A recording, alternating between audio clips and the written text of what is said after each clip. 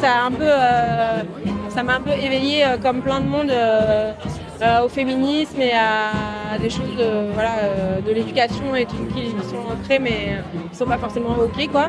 Et du coup en fait j'ai juste tapé sur internet association féministe Limoges et du coup j'étais au planning familial et j'étais hyper bien reçue et j'ai trouvé une asso vraiment très fidèle à mes valeurs.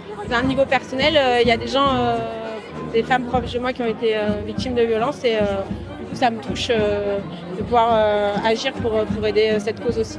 Le planning, on est une association féministe et d'éducation populaire.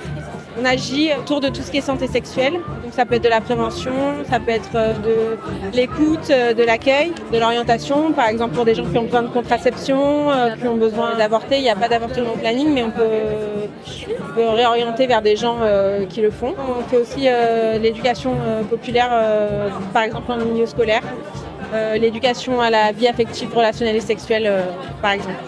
En fait, en étant dans cet asso, tu vois vraiment que la politique, à quoi ça sert, les budgets, les financements et tout ça. Et c'est vrai que du coup, c'est inquiétant parce que tu dis qu'une décision politique, ça peut faire fermer une antenne du planning ou fermer des droits pour les femmes ou donner des difficultés aux femmes à accéder à la santé sexuelle. Ça peut, en effet, créer une inquiétude un peu tout ce qui se passe, quoi.